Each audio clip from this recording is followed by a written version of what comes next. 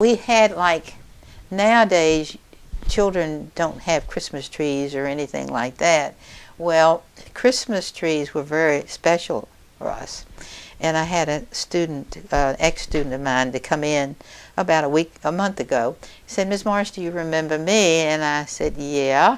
I said, "Your name was Rick Williams, or Rick Solomon, excuse me."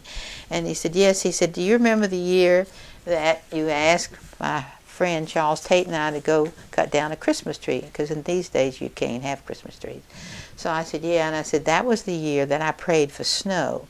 And we had snow and had to make it up 20 Saturdays. So I never prayed for again." And I said, and then he says, "But we didn't take the tree down till February." I said, "That's right, because we were at school, at home, sitting with our pajamas on and didn't get to go back to school for a long time."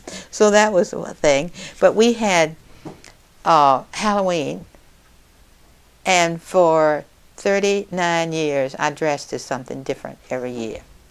I was elf.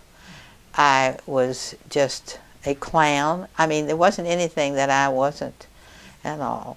And so anyway, we had a lot of fun doing that, and we would have candy and stuff like that. And I always had Valentine for the kids, because my birthday's on the 13th of February, so I always gave them candy and all for my birthday. So, and then I told you about the history book that they didn't use correctly. In other words, we decided, well, when we first got the book, the first book we had was a very small one like this, and it was okay. It didn't have a lot of Virginia history in it for some reason or other. So then someone wrote this big, thick book. I meant to find a copy and bring it, but I forgot it. But anyway, and so when I first started reading, I didn't even take time in the summer to read it. I just thought, okay, I'll read the first chapter the first day that we were open. And I underlined some things because it just wasn't right.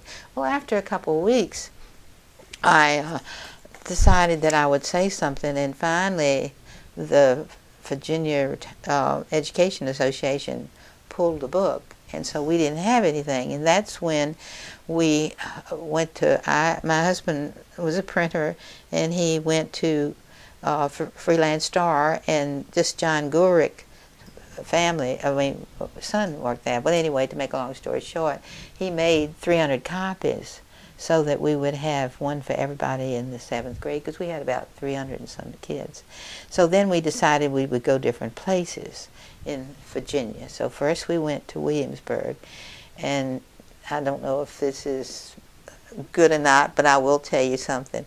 There was a dorm there, and so we, of course, used the dorm. We had the girls on one floor and the boys on the other. And of course, they were only supposed to let kids come into the dorm. Well, one time when we were down there, my husband kept hearing noises upstairs, and so he decided he'd knock on the door and see what was going on.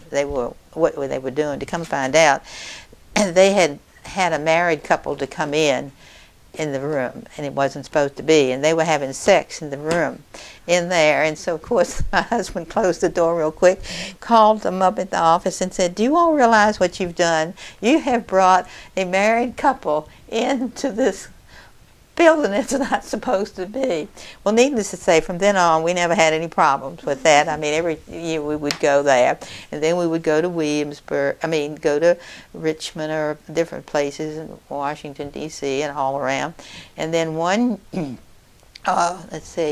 then we decided we would go to Canada, and so we did that. So that's what we spent for a couple of years with no history book. And the kids learned an awful lot. We had a lot of fun. Okay, let's see. Now, when Shirley Haim came in, which was, as I said, I believe it was 1964, I believe, 65. Anyway, Shirley Haim she came from James Monroe in Fredericksburg, and she started working, and she started a Head Start for the younger people. And then she decided that maybe we could get the special ed started. And so I had met her because she and I had to take a class together to renew our certificate a long time ago, before then. So anyway, so we went around to all the different places, and we ended up in Petersburg. And the principal took us to this class to show us the special ed and talk to the special ed teacher. And when they opened the door, there stood my ex-roommate. She was teaching special ed at that time because she and her husband were then living in Petersburg. Okay, so much for that. But anyway, she did get that started for special ed.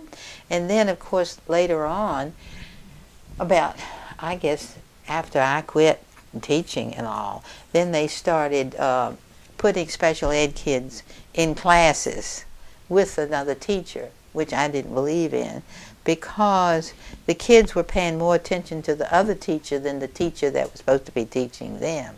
So, and I'm not sure what they're doing now. And everybody said, well, we had such small classes.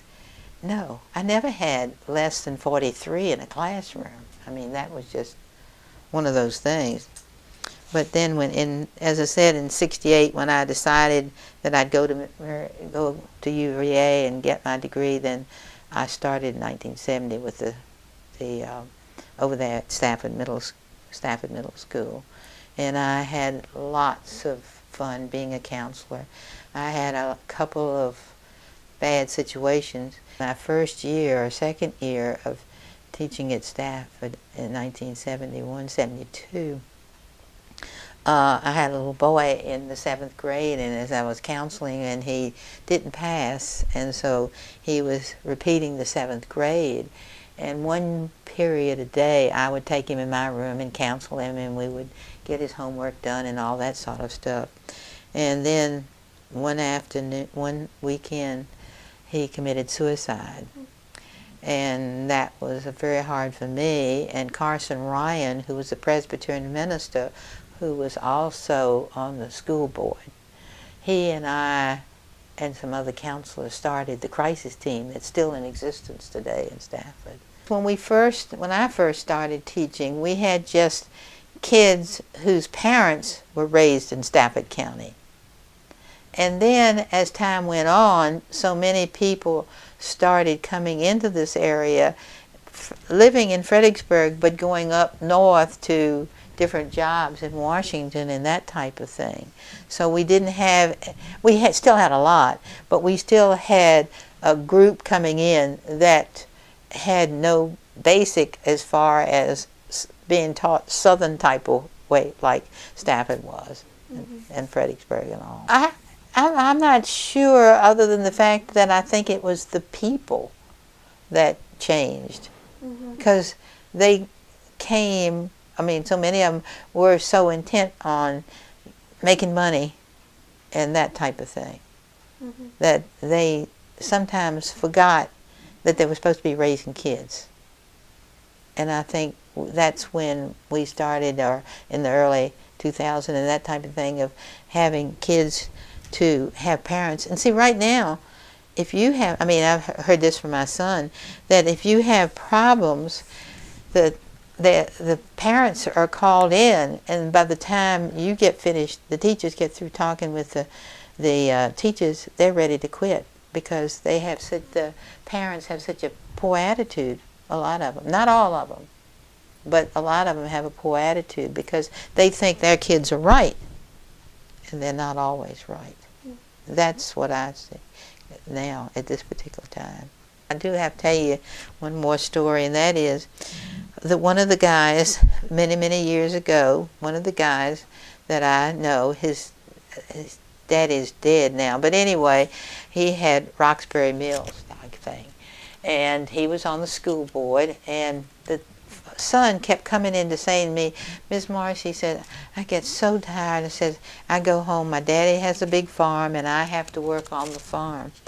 And he says, and then finally when it's time to eat, I'm too tired to do any homework or anything like that, and we don't have a television. Okay. So the next PTA I called Mr. Greenlaw, and I said, I need to talk to you. And he says, what's the matter? And I said, you want to know the truth? And he said, yes. I said, well, first, if you don't start paying more attention to your son, you're going to have a problem. I said, he goes home and gets off the bus and he has to work in the fields. He also goes at home and he eats supper, and he's so tired he needs to do his homework. And I said, at this particular point, he doesn't even have any type of television to watch. And he said, thank you very much. You're no help. I said, that's okay. So anyway, about a week later, I got a phone call from Mrs. Greenlaw. And she says, Mrs. Morris, I want to thank you. We now have a television in our house.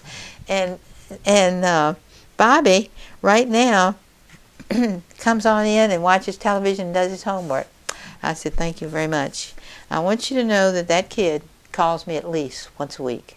Now, he's not a kid anymore. He's in his 60s. But I'll never forget him. But that was the case where Father decided that it was time. And Bobby's mother, up until the time she died, she would bring me fruits and vegetables and all from her farm. But Bobby now will call and say, Miss Morris, are you okay? Yeah, I'm all right.